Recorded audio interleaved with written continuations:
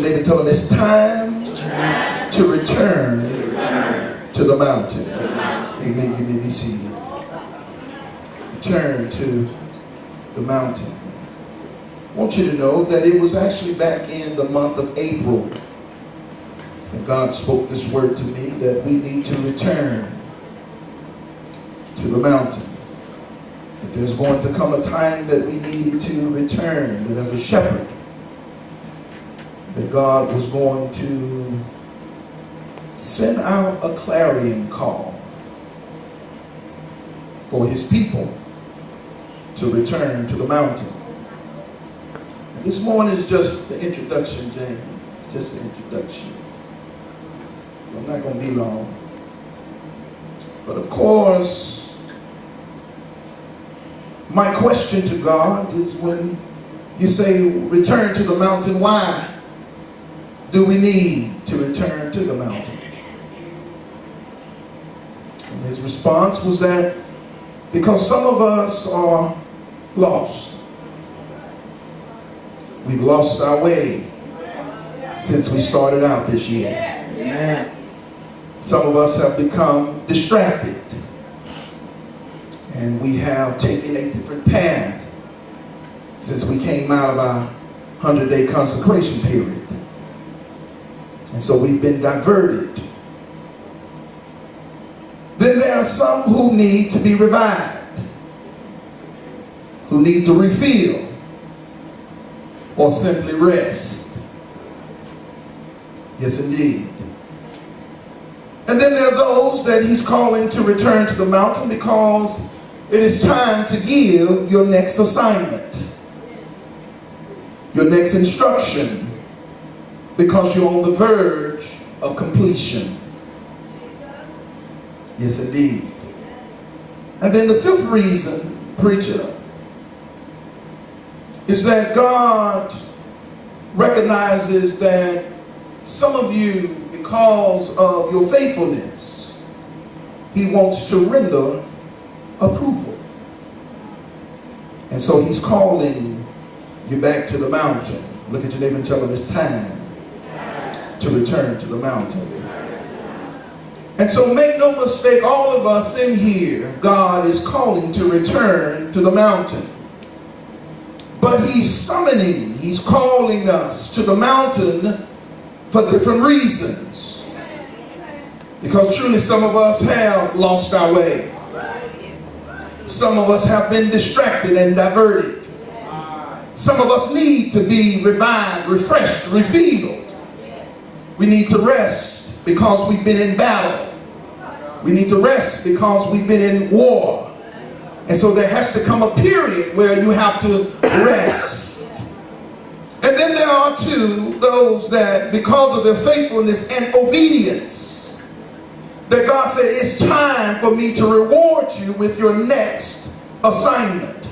The Bible says, he that is faithful over few things, he will. And so then you go to the mountain to receive the reward of being faithful over few things. And then there are those that simply need to receive God's approval, his commendation. And so then we are here because God wants to say something to us, regardless of what predicament that we're in. And so then my next question, if I asked about why returning to the mountain, why is it the mountain? What's so significant about the mountain? I'm going to spend some time today and next week with this. But by the nature of a mountain, that when you climb to the top, when you ascend to the top or reach the apex of a mountain, you have to deal with the fact that, number one, it is limited. Because when you ascend to the mountain, evangelist, it is small at the top. And so then he calls us to the mountain, Jamie, because he wants it to be just you and him.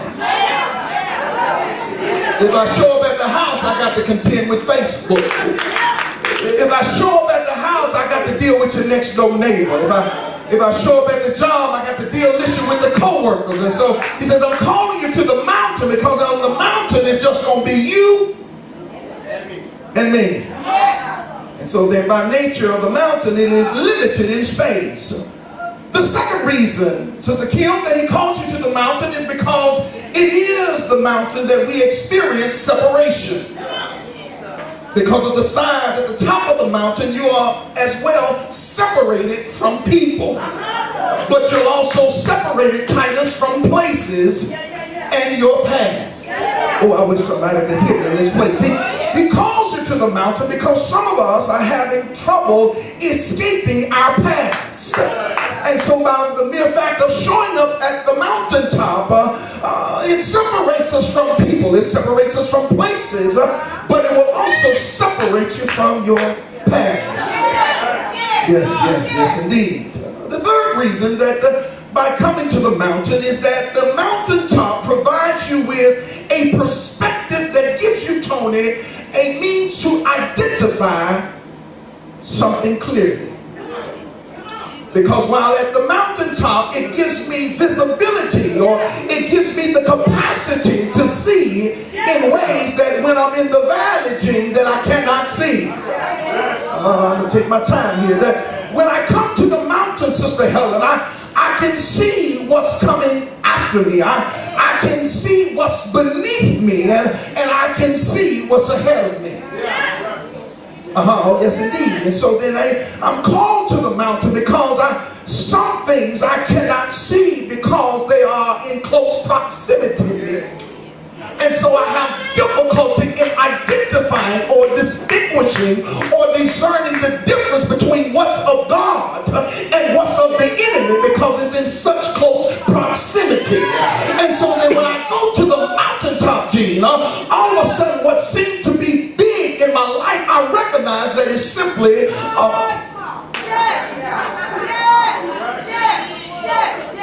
it's a minute thing. Identification. Not only do I get to identify what's beneath me and what's ahead of me and what's behind me, but it also helps me to become closer to God. Oh yes, indeed. When I go up to the mountaintop, I'm in a position where now I'm closer to God, which makes me now, Tony, able to see God clearer than I could when I was down here. My God, I'm called to return to the mountain. Make no mistake, when he calls me to the mountain, the fourth thing is the fact that the mountaintop is located between the heavens and the earth. Watch this. The mountaintop is positioned between two realms. It is positioned between two dimensions. And because it is positioned there, I'm in a place where I've now become a visitor. Yes, sir. Because I do not, Sister Bobby, dwell in the mountaintop. No. I've just been called to the mountain. But make no mistake, I'm a visitor at the mountain. This is not my dwelling place. And so then make no mistake, by the fact of being called to return to the mountain and showing up in an unfamiliar place, I must shift my dependence because I now have to exist in an unfamiliar place. Yes, you don't go to the mountain using the same senses, using the same thought process that you use down here. No. When you go to the mountain, Gene, the dynamics, the parameters, the rules change. Are y'all hearing what I'm saying? That when you go to the mountain, Jamie, that things change there that are not happening down here. And so then I have to shift. I have to change. I have to adjust my dependence because I'm now in a place that's new. It's a new place. I hadn't gotten to heaven yet, but yet I've left the surface of the earth. And so I'm in betwixt two realms. Oh, yes, indeed. The fifth reason that about the fact of being in the mountain or ascending to the mountain, I recognize, Terrell, that the air is thinner at the top of the mountain. And because the air is thinner, Deacon Trotter, there is less oxygen available. There's less oxygen accessible to me. And therefore, each breath that I take now has a smaller amount of oxygen that I'm taking in. Therefore, I have to breathe faster and deeper to get an adequate amount of oxygen into my body. Oh, God, help me in this place. And so because I have to breathe faster and take deeper breaths, I'm pushed to make adjustments and form adaptability measures that down here I don't have to. Because down here, Deacon Shaw, I'm making everybody else conform to me. I want everybody else to adjust to me. But when I go up to the mountaintop, and because the air is thinner, I have to be the one that adjusts my breathing rate. I have to adjust the type of breaths that I take. In fact, Sister Helen, when I go to the top, I now have to be conscientious of my breathing. Because while I'm down here, Sister Terry, I take my breathing for granted. In other words, I take life for granted down here, but when I sink to the mountaintop, and I know I need every breath, I'm concerned, I'm conscientious, because I recognize if I don't get a deep enough breath, I could expire and my life could end. But while I'm down here, I'm using my breath not to do what God wants me to do, but I'm using the very breath to do what I want to do. She says, I'm calling you to return to the mountain. Return to the mountain. Now make no mistake as well that when you ascend to the mountain, the climate changes. It changes drastically because they are alternating extremes at the mountaintop. There are hot and sunburning days, but then there are freezing nights. And not only that, the winds are strong and there's low humidity. And so being in this place of these drastic climate changes, it can produce rapid dehydration. Okay, let me say it to you like this. By being in this place, I begin to lose the water which is necessary for my life. So I can experience dehydration because of this climate change that I'm facing. I'm also in this predicament as well that I have to experience hypoxia. Hypoxia is oxygen deprivation. And so then with this change, by the mere fact that the air is thinner, by the mere fact that I'm taking deeper breaths, by the fact that I'm dealing with these strong winds and these hot days and cold nights, I begin to experience some physiological changes. One of the changes that I have to deal with is that my appetite changes. Oh, good God Almighty. That when you're on the mountaintop, you desire something different than when you're down here. See, when we on the mountaintop, I'm not concerned about getting my hit on. Y'all want to talk to me. When I'm at the mountaintop, I'm not concerned about getting my smoke on. I'm not concerned about getting my drink on. I'm not concerned about those things. And so my appetite has changed. My appetite changes. The other thing that while I'm experiencing hypoxia is that I begin to vomit. Help me, Holy Ghost. While I'm on the mountain, Jamie, I begin to release something out of me that doesn't belong in me anymore. Oh, God, help me in this place. And see, because of our appetites, Terrence, oh, God, help me in this place. Some of us are putting inside of our temples that the Bible says, know ye not that your body is the temple of the Holy Ghost. We have contaminated our temples by bringing something through our appetites into our temples, and our temples now have rejected it.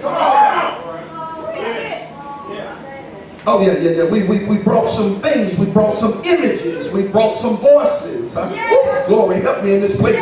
We brought some thoughts. Ooh, God, help me in this place. We brought another woman. Ooh, God, help me. We brought another man. We brought some things into our temple because our appetites said, I got to have this. I want this. And as long as Pastor Benton not around, I can get it. But when we go to the mountain, you're going to find yourself throwing up some stuff. You're going to find your appetite changing because what you put in you no longer belongs in you. And so then that's why God, watch this, is calling us to the mountain because he understands, he knows that if I can get you into the thinner air, you'll begin to release out of you the things that are holding you prisoner, the things that are holding you hostage, the things in your past that keep you captive. You begin to vomit them. You begin to release them. You begin to cut away from them because you realize the longer I keep them, the sicker I get. The more I stay with you, the worse my head gets to feeling. The longer I keep talking to you, the more amnesia I begin to experience. The more nausea I begin to deal with because I realize that I brought you into my life and you don't belong.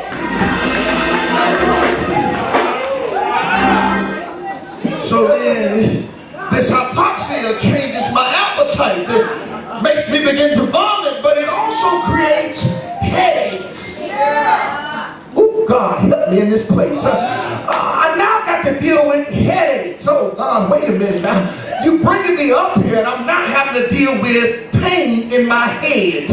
I'm having to deal with, watch this, I'm having to deal with a pressure. I'm having to deal with something in my head that's applying pressure to a place that I should be receiving just the joy of the Lord. Where I should just be receiving the thoughts of God. And so then I have to deal with that there's some things that I didn't do like Paul said when he said to the church in Philippi, think on these things. I wasn't thinking on those things. I was thinking on Playboy. I was thinking on the flicks. I was thinking on Sister Sally, and that ain't even my wife. I was thinking about Brother John, and that ain't even my husband. Oh, y'all don't hear what I'm saying. And so then I should have been thinking on the right things, but I've been thinking on things that I shouldn't have. Some of the headaches that I got is because I let what you say have more jurisdiction over what God says. And so there's a battle going on in my mind, and it's creating this headache.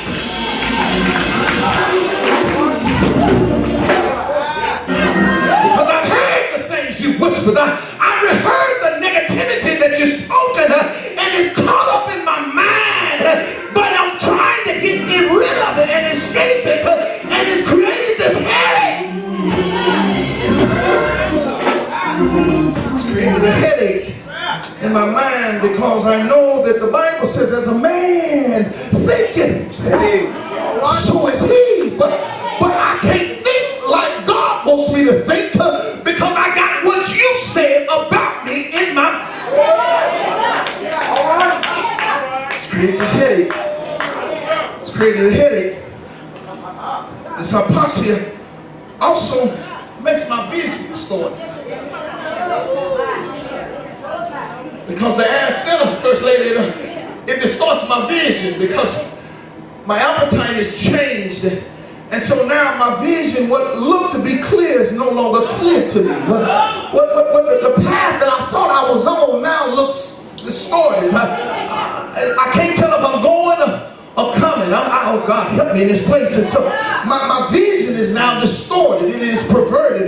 It's not as clear as I thought it was. The things that I thought I had under wraps, I realized, oh God, they don't look like they together. Help me in this place. Where I thought I knew where I was going, now all of a sudden I can't see my way. And so my vision is now distorted. It is not clear. It does not help me to understand, because make no mistake that while I'm down here, I believe that I know where I'm going. But when I get to the mountaintop, all of a sudden, because I'm in this unfamiliar place, I can't rely on my senses. Oh God, help me in this place. I can't rely on my vision because my vision is distorted. And so I'm in a place that I'm not really sure what I'm supposed to be doing. And if that wasn't enough of having to deal with vomiting and headaches and appetite changes and distorted vision, I have difficulty, evangelist, memorizing. Oh God, I have difficulty remembering and thinking clearly.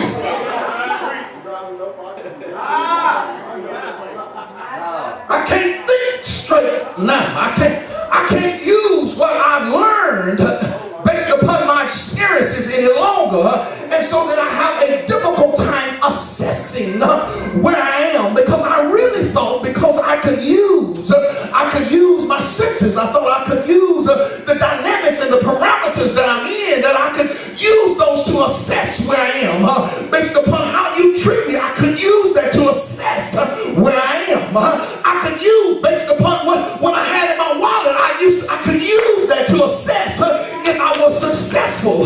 But now the fact that I'm up there and my mind is not clear and I can't think straight, and so I have a difficulty trying to ascertain. I have a difficult time trying to figure out where I am and what God is doing with me. So he says, I'm calling you to the mountain. I'm calling you to the mountain. I'm calling you to the mountain. And Minister Tito, my question I would ask God would be, now God, you called me to a place that's going to lead me to hypoxia? Wait a minute now. Because all of these things are negative. They are detrimental. They seem to be destructive. They seem to have an effect on my body and my mind that puts me in a posture of being out of control. Come on. Yeah. And so then it would seem like God is taking me to a place that seems like it is in direct opposition of where I ought to be going. Yeah. Because one would assume that if I go to the mountaintop, it should be nothing but peace. That I should have troubles. But tell your neighbor, you're not in heaven. You're just on the mountaintop. It's in heaven where you have peace. You ain't made it to heaven yet. You're just at the mountaintop. The mountaintop. And so make no mistake, I'm dealing with all of this. Because it would appear, one would assume that if you're calling me to the mountain, that I should not have any difficulty in getting there. Because make no mistake, many of us, this is what gets us, is because we watched a lot of TV, Jennifer. We saw when Moses went up to the mountaintop. It didn't look like Moses had problems breathing. We watched the 10 Commandments with Yul Brynner and Charleston Heston, and it didn't look like Moses had no problem breathing when he was looking at the burning bush. He didn't say nothing in the text when he was writing the Pentateuch. You didn't hear him say nothing about he was vomiting while he was on the mountain. You didn't hear him say nothing, Nick, about him having headaches. But yet God called him to the mountain. And so then my question to God is, if you're going to, why would you call me to such a place when all of this turmoil is going on in my mind, in my body? He says there's 2 reasons why I'm still calling you in spite of all of those things. He said the first reason I'm calling you is because I want to increase your lifespan. You want to increase my lifespan, but I'm having a problem breathing? I sure am. Because by the mere fact that your appetite changes, then the weight that you have changes. Come on. God, help me in this place. I know y'all think I'm talking about bread and pork. See, if God, watch this. If we could change what we're eating,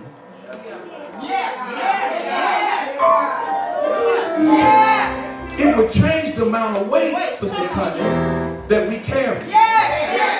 And some of us are overweight, not because of a plate. Hey. You catch it. Some of us are overweight because we're eating something. We have an appetite for something or someone that we should not have. And so then by calling me to the mountain, the reason God can increase my lifespan is because my appetite is now going to change. And so when my appetite changes, I begin to only feast on the things that will sustain my life. And so then I can do what the writer in the book of Hebrews says, to lay aside, oh God, help me in this place, every weight and the sin which so easily besets us. Because now by the fact that I've laid aside some weight, I've gotten rid of some appetites, I stopped chasing every skirt, I stopped chasing every thought, I stopped church hopping, I stopped running after this, running after that, starting this, starting that, because now my appetite is focused, because when I'm on the mountaintop, there's only certain things that's going to sustain my life, and the things that I eat will allow me to run.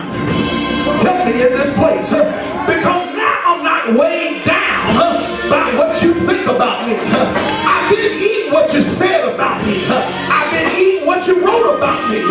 I've been eating what you typed on Facebook. Y'all don't hear what I'm saying. I've been eating what happened last year.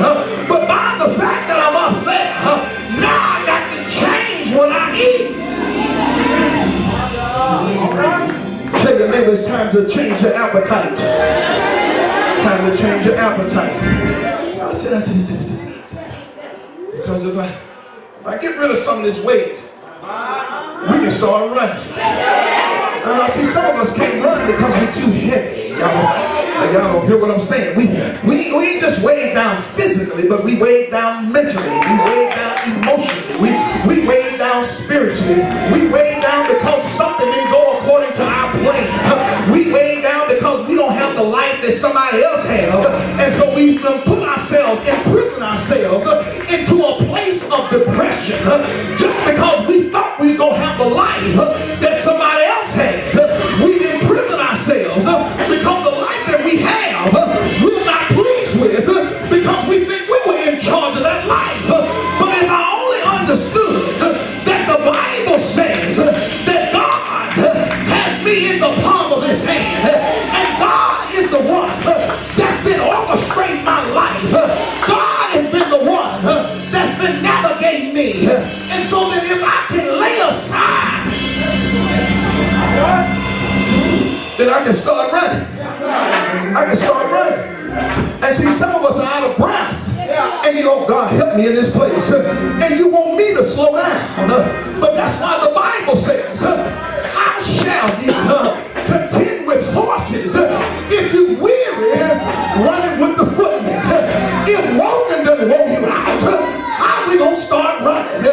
If this much has caused you to faint, if this storm has made you quit, if this trial has made you throw in the towel, how we gonna deal with the next level?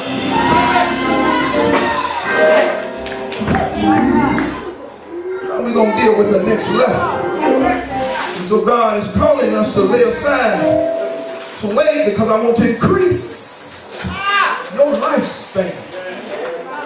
Oh God, I wish somebody could feel that in that place.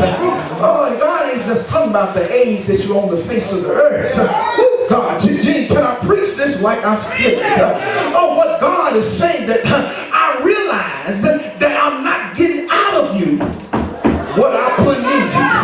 And so then I've got only 10 years, but I ought to be able to get 20 years out of you because I put something in you. I made you with something that ought to last longer than what is lasting. But because of the weight that you put on you, you are now not able to last as long as you used to. And so God said, I want to increase your lifespan. See, let's use this mechanical terminology. See, they say that the oil is the life of a truck, of a car. And so then if you keep the oil change, then you can go on up 100,000, 200,000, 300,000, 400,000. But some of us, we ain't changing our oil. Help me in this place. We still got the same oil. Okay, let me say it like this. We got Hennessy oil still in our system. We got Michelob oil in our system. We got Coke 45 still in our system. We got weed still in our system. We got 2 chains still in our system. We got, oh, help me in this place. We got Soldier Boy still in our system. And so we're not able to last as long as we ought to because we ain't changed our oil. Slap your neighbor, say, neighbor, it's time for oil change. Oh God, it's time for an oil change. The light been on, but it's time for oil change. The car been smoking, it's time for oil change. You can't go as fast as you used to. It's time for an oil change.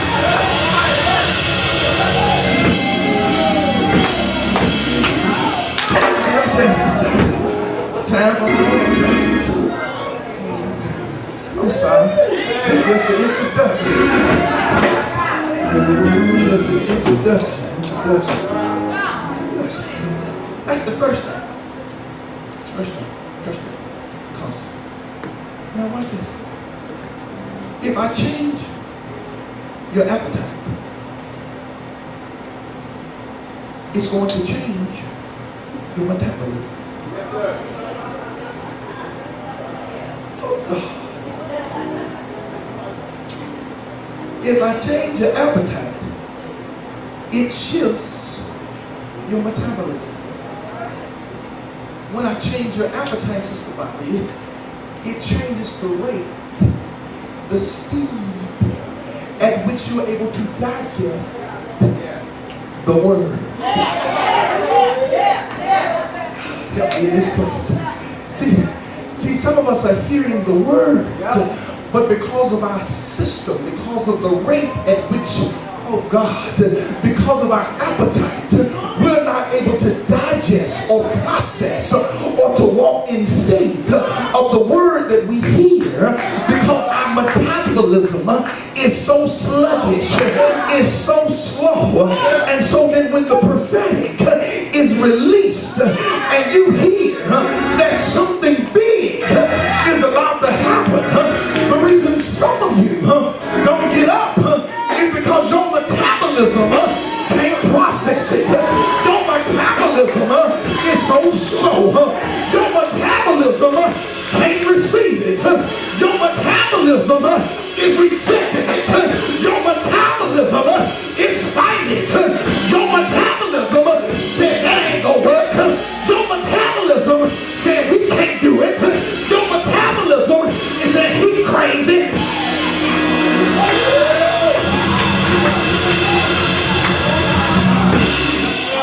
Oh God. So then God is saying, I told you that you should live by every word that comes out of my mouth. But I'm releasing the word, but your metabolism crushed up.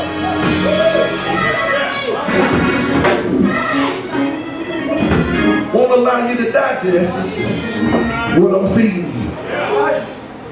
That's the second reason God says, I'm still, in spite of all of these things, I want to increase your lifespan, but I need to speed up your metabolism. Speed it up. Because some people are still metabolizing at the rate they were before I got here.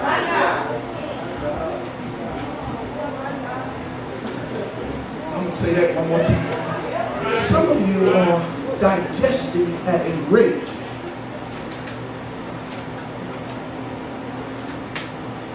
and so that's why you have a difficult time understanding the nuances that God does.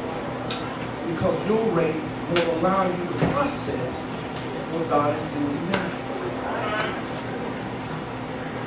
And so God said, I got to speed you up. Because at this rate, we're not going to get to the finish line. Here's the third thing. I got to move this. Getting late.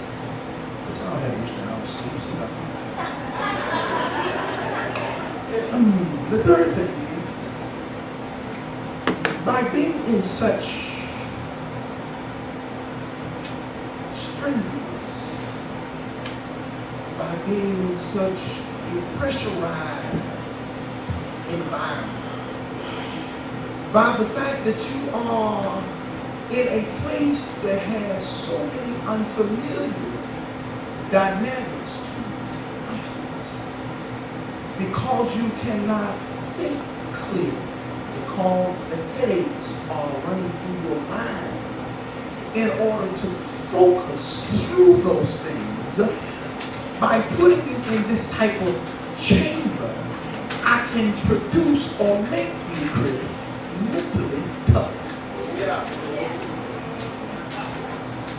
Because if you can focus with the winds blowing while you're on top of the mountain, y'all don't hear what I'm saying. If you can focus, Nick, even though your vision is distorted,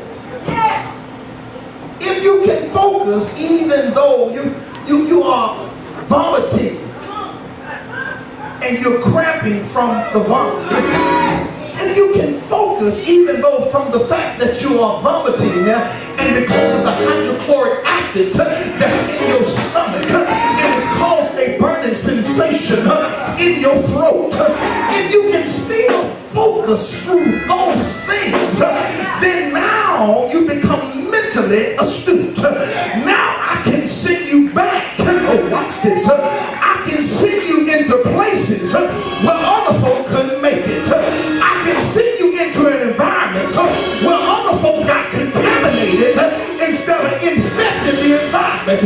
I can send you to a school shelter where ain't nothing running around but heathens, but you can still live holy. I can send you to a job where everybody doing in and everything, but you refuse to compromise. And so that's why when I bring you to the mountain, I can make you mentally tough. Because you got to deal with all of the effects of the hypoxia. Because if you can maintain, if you can sustain yourself on the mountain, then that means you have overcome all of the adverse situations that the mountaintop produces. And so that if you can make it on the mountaintop, baby, when you get down to the valley, then Shakita, when the Lord said, it's a light thing. Y'all forgot that message already. It's a light thing for what you're doing. Because when you was up on the mountain, you battled through that. And so now that you're down here, and folk talk about you, now that you're down here, and your money get to acting funny, you won't panic.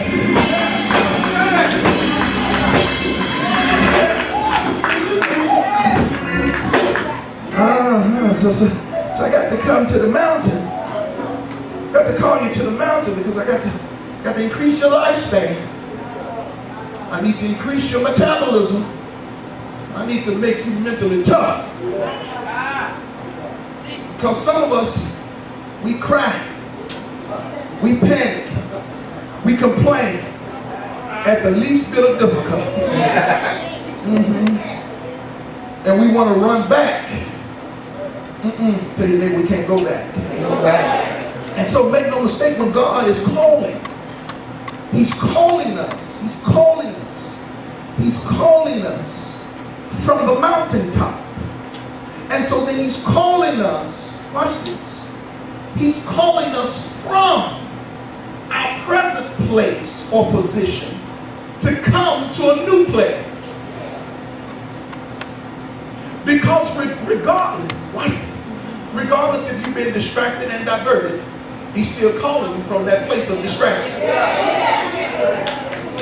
If you've been faithful and have done what God has called you to do, He's calling you from that place of completion to a new place. So regardless of whatever predicament that you're in, God is still calling you from that place to a new place. Are y'all hearing what I'm saying? We're going to stop right there.